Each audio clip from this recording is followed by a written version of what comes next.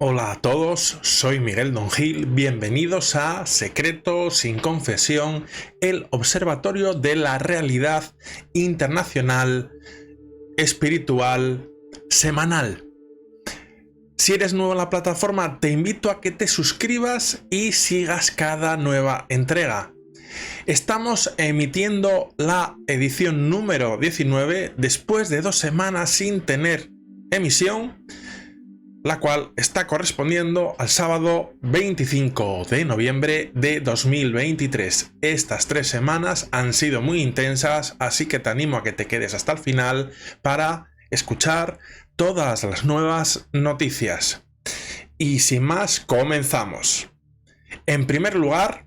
en lo que respecta a la Iglesia Católica y su posición frente a la masonería,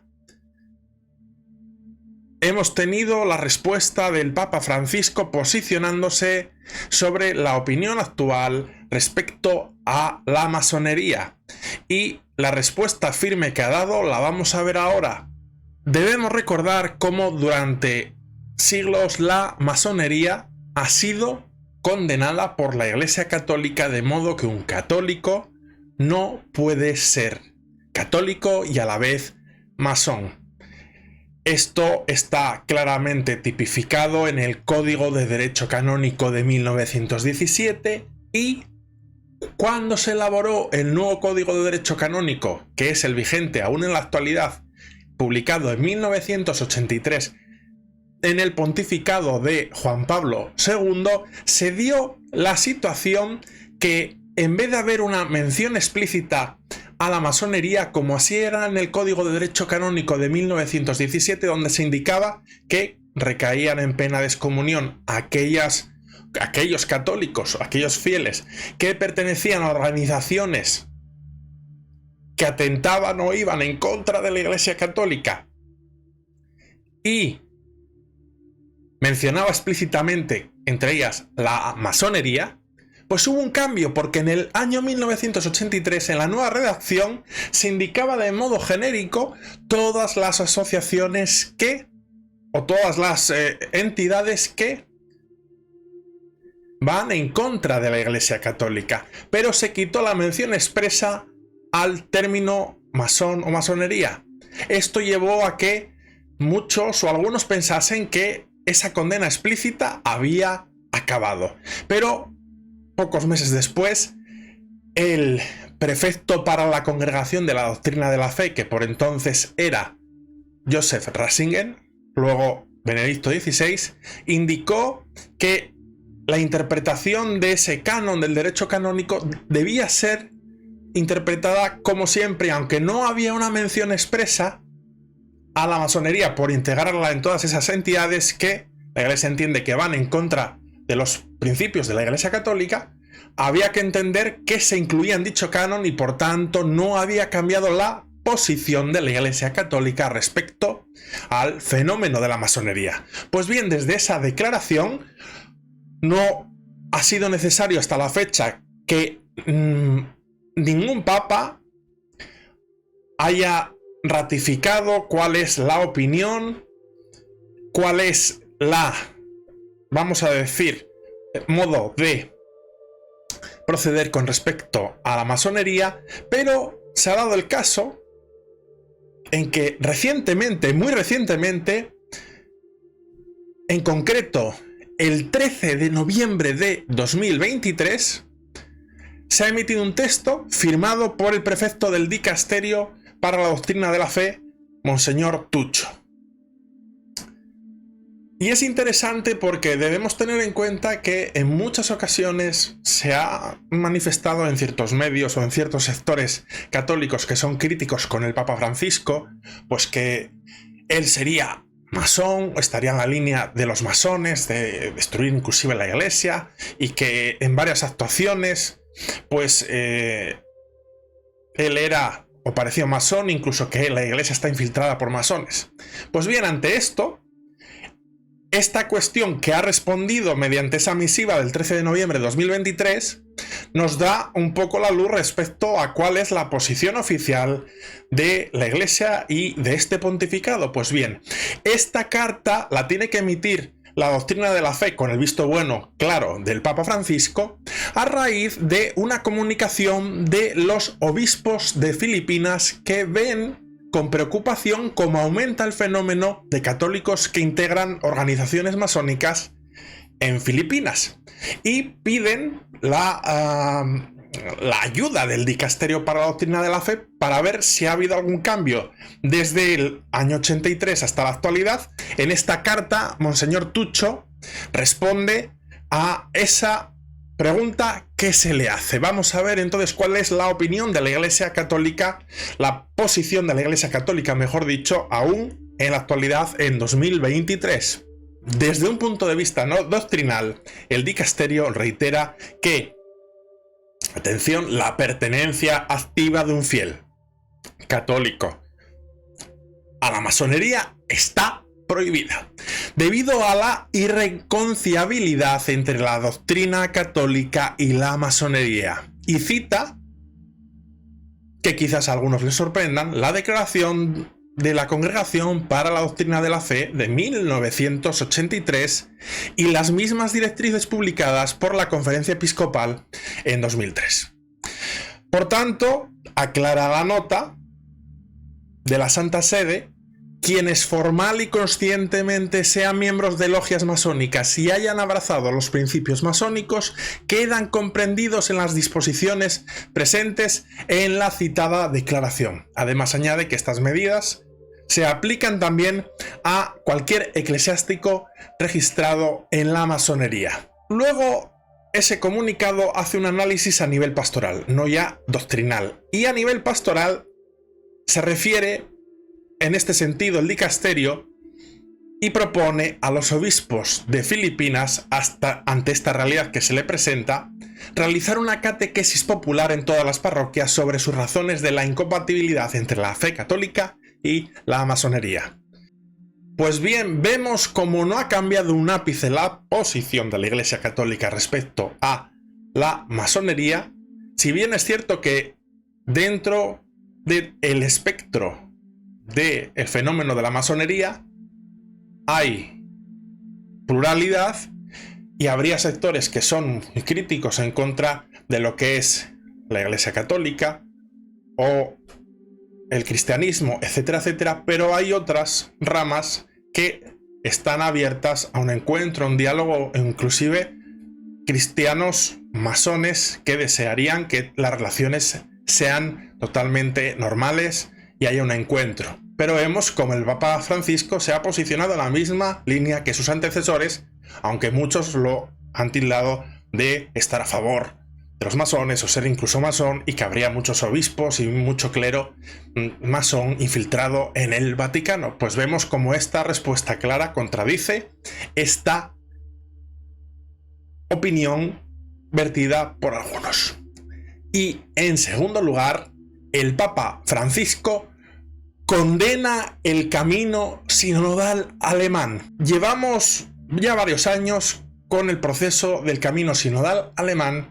y viendo cómo se emitían algún tipo de comunicado o de reflexión intentando llegar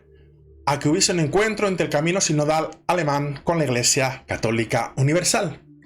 En algunos casos se ha dicho que el Papa Francisco ha sido un poco tibio, que no se ha pronunciado claramente, que tenía que haberse pronunciado muy claramente desde el principio, pero ahora de manera clara se ha pronunciado y ha manifestado, aunque ya había hecho alguna manifestación respecto al caso alemán, pero ahora de manera clara se ha expresado en una carta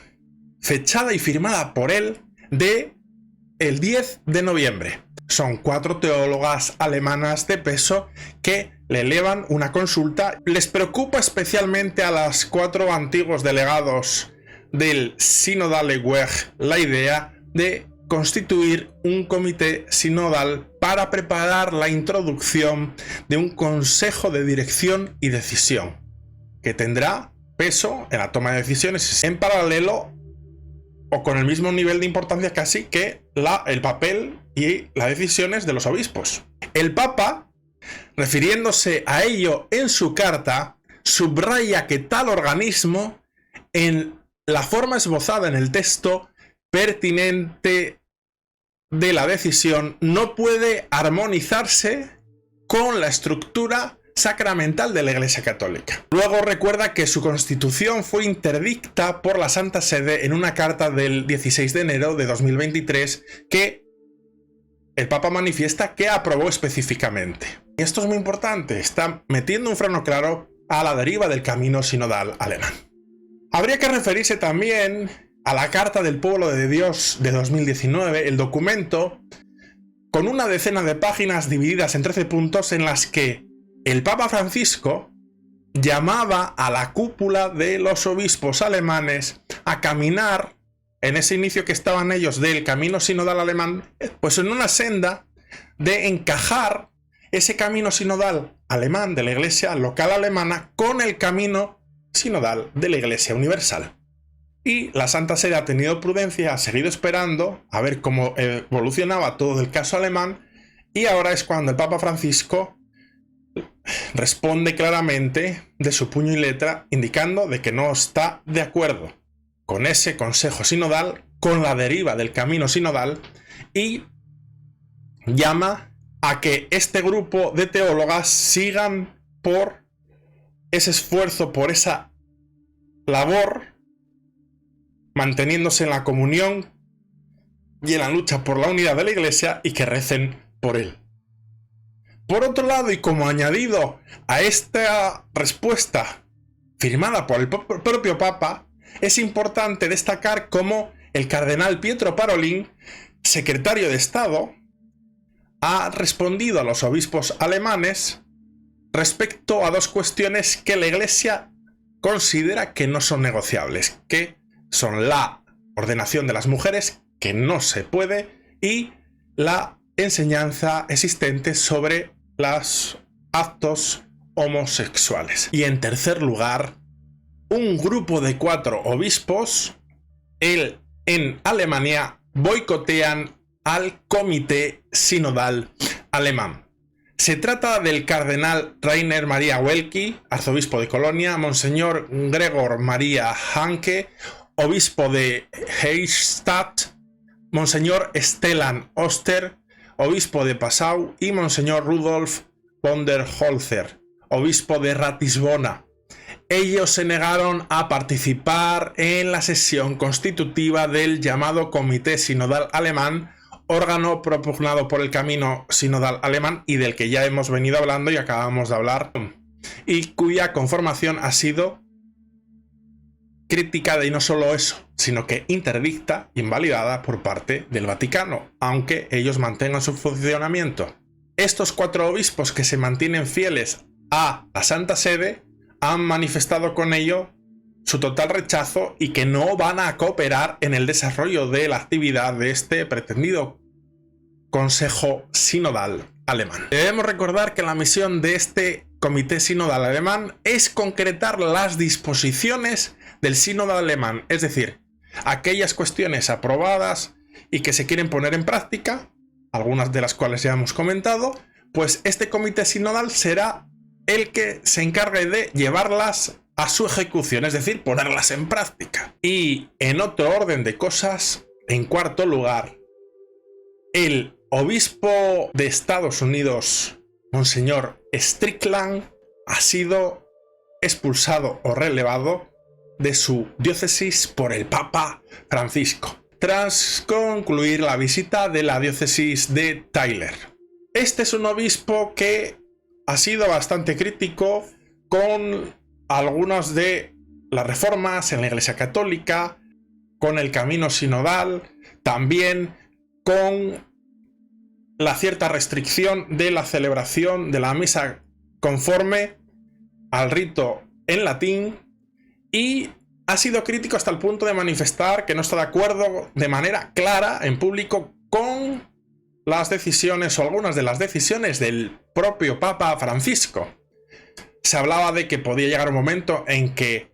fuese intervenido, el obispado, que lo llamasen a consulta o que inclusive tuviese que dimitir. El caso es que ha sido expulsado hace pocas semanas por el Papa Francisco. Strickland, de 65 años, fue invitado por la Santa Sede a que renunciase, pero él, considerando que obra en conciencia y para dar ejemplo al pueblo fiel, dijo que no iba a renunciar y por tanto la Santa Sede ha tenido que destituirlo y nombrar a un administrador apostólico para que esté al frente de la vacante de la diócesis hasta que se elija a un nuevo obispo para la diócesis de Tyler. La decisión, como digo, se ha tomado tras la visita apostólica ordenada por el Papa Francisco el pasado mes de junio en la diócesis y encomendada a 2 obispos estadounidenses. Como resultado de la visita, se ha hecho público a través de una nota, se hizo una recomendación al Santo Padre de que la continuación en el cargo del obispo Strickland no era posible.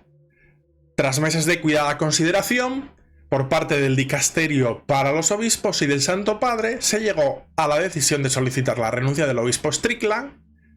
Tras recibir su petición, Monseñor Strickland se negó a dimitir de su cargo el 9 de noviembre de 2023, de ahí la decisión del Papa de relevar al prelado al frente de la diócesis. Hay que decir que sobre el hecho de que la Santa Sede, el Papa Francisco, relevase del cargo de obispo de Tyler a Monseñor Strickland, ha generado mucho debate en los medios católicos y en los medios generalistas. Pues hay un debate respecto de si lo estaba haciendo bien o lo estaba haciendo mal, a qué se debe. Hay muchos que opinan que se debe a que es un obispo crítico porque es de la línea de los tradicionalistas o conservadores, críticos a los cambios que se pueden producir en la Iglesia Católica, y que por ser tradicionalista es que ha sido castigado por el Papa Francisco. Hay que decir que, aunque el contenido de esa visita apostólica lógicamente no es público, porque la Santa Sede, cuando hace visitas apostólicas para ver casos que hay que revisar en diversas diócesis en el mundo por diversos temas, porque haya problemas con el obispo, porque haya casos de abuso o porque haya cualquier tipo de problema a nivel económico, cualquier desequilibrio, pues no se hacen públicas, ¿no? Para guardar, pues, la imagen de la propia diócesis, para no generar ningún tipo, pues, de inestabilidad entre los propios fieles y por prudencia. No tenemos esa información, pero ha habido algún analista, algún sacerdote que ha reflexionado sobre el caso, y aunque es cierto que el obispo es crítico con ciertas derivas dentro de la Iglesia y que quiere mantener, pues,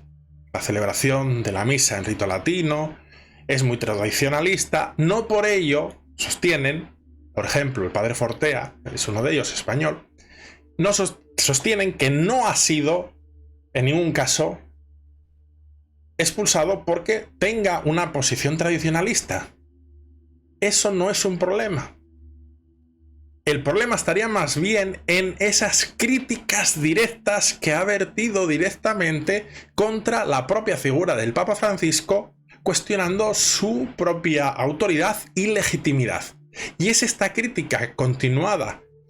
pública pero también privadamente, la que habría podido hacer que la Santa Sede tomase la decisión de tener que relevarlo de su diócesis. Lo cual no quita que a nivel personal y como obispo tenga una buena intención, quiera a su pueblo fiel y que haya sido un gran ejemplo para los fieles. Hay muchos que lo aprecian. Esto se puede constatar por los medios de comunicación, redes sociales, etcétera, etcétera. Pero esta crítica, este cuestionamiento a la autoridad del Papa Francisco de manera pública sería el motivo de peso, esta rebeldía total, vamos a decirlo así, que lleva a su expulsión. Hay algunos que dicen, bueno, entonces, si al obispo Strickland ha sido relevado de su diócesis, ¿por qué no se ha hecho esto, por ejemplo, con el caso que tenemos muy cercano de todo el proceso del camino sinodal alemán? Bueno, pues realmente en este caso, aunque es cierto que los obispos del camino sinodal alemán han tensado mucho las cuerdas, todavía están dentro del seno de la Iglesia, presionan para que sus decisiones se ejecuten, etcétera, etcétera, etcétera, pero están todavía en un punto de tensión y en el cual se quiere buscar un encuentro. Pero puede darse el caso de que si avanzan ya un poquito más, la Santa Sede tenga que enviar a visitadores apostólicos, hacer una revisión profunda y llegará un momento de que les tendrá que a ciertos obispos decir: ustedes, por la deriva que han tomado, aceptan renunciar, y si no aceptan renunciar tendrán que, por cuestionar ya las decisiones claras del Papa, pues tendrán que ser revocados de sus diócesis. Y en quinto lugar, un grupo de mujeres, un grupo de teólogas, reivindican el sacerdocio femenino. María José Arana manifestó recientemente: reivindicamos el sacerdocio no por rebeldía ni por ansias de poder, sino por un acto de amor. Ese es el enfoque que dan. Estamos hablando del contexto de la presentación de un libro, una presentación reciente, titulado Mujeres sacerdotes, ¿cuándo?, coordinado por Arana y Baraco en la Sala Olumen de los Dominicos de Madrid. María José Arana expresó, como portavoz del grupo, que dan gracias por todo lo que hemos aprendido de José María Castillo, amigo de todo el mundo y partidario del sacerdocio femenino, el cual tristemente ha fallecido. En el libro se preguntan por qué una mujer puede ser jefa de Estado y no puede ser sacerdotisa o mujer sacerdote. Esto se lo pregunta en el libro el recientemente fallecido José María Castillo, que estaba a favor de esta revisión y de este acceso al sacerdocio femenino. Por su parte, como explicaba Adelaide Baraco, el libro nació del gozo y del dolor de una vocación discernida al ministerio presbiteral desde el amor a la Iglesia y desde la denuncia. Es un grupo de mujeres que dan su testimonio, unidas a varios hombres que también están a favor de su revisión, sacerdotes, religiosos, etcétera, etcétera. Y el caso es que ya no se pregunta por el qué ni por el cómo, ni por el dónde. Solo preguntan por el momento: ¿cuándo van a poner fin, cuándo se va a poner fin en la Iglesia Católica a esa discriminación femenina que, según ellas, clama al cielo? Ya no buscan tanto las razones teológicas o eclesiológicas que les permitirían acceder al altar, sino que reivindican simple y llanamente ese derecho, y que cuando la Iglesia Católica lo va a aceptar, para adecuarse, según su manifestación, a los signos de los tiempos y cerrar la enorme herida que su pura sangre y dolor desde tiempos de Jesús y de la postergada María Magdalena, apóstol de los apóstoles. Y recordemos que María Magdalena es apóstol de los apóstoles, como así lo ha declarado la Iglesia Católica ya en el pontificado del Papa Francisco. En la sala en la que se presentó el libro, en la sala Olumen, había unas 60 personas, hay que decir que la mayoría mujeres, y en la mesa, junto a las dos coordinadoras de la obra y a la teóloga Pilar Yuste, también había una presencia masculina: Chema Pérez Soba, profesor de la Universidad Cisneros de Alcalá de Henares, prologuista del libro. Una obra valiente y confeccionada con una metodología especial, se testimonia, tejida con los testimonios de hombres de todos los estados, casados, viudos, ordenados, y de mujeres que han sentido la vocación sacerdotal y que, precisamente por eso, pudiesen hablar desde su experiencia y tejer unos y otros una voz coral. Y María José Arana completaba con su testimonio: las mujeres no estamos bien en esta iglesia, por esto reivindicamos el sacerdocio no por rebeldía ni por ansias de poder, sino por un acto de amor. La teóloga vasca manifiesta que reivindican el sacerdocio de la mujer como una vocación personal y de iglesia por la fidelidad que ésta le debe a su Señor, como un acto de servicio a la Iglesia. También manifiesta cómo a lo largo de la historia de la Iglesia hubo grandes mujeres con vocación sacerdotal. Y en el libro se cita a Santa Catalina de Siena, Sor Isabel de la Trinidad, Santa Teresita de Lisieux, Marie de la Trinité, Madre Ignacia Nazaria, Gertrude Heinzelmann, entre otras. El libro se va a editar próximamente, no solo en español como está, sino en inglés, alemán e italiano para darle mayor difusión, y las autoras piden ayuda para la difusión del mismo. Como vemos, es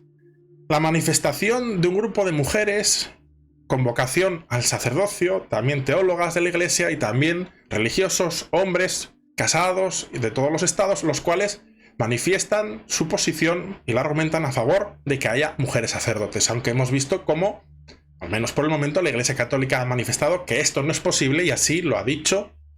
el Papa Francisco. Y hasta aquí las noticias de la semana.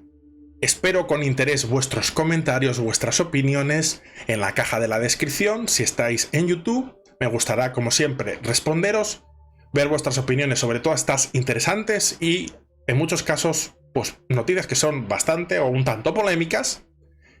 que dividen a los fieles entre los que están a favor y en contra. Me encantará ver vuestros comentarios y os responderé como siempre hago, y los que me escucháis a través del podcast os invito a que a través de los diversos medios virtuales, las redes sociales, también me dejéis llegar vuestros comentarios y opiniones. Y hasta aquí toda la información y os envío como siempre un abrazo.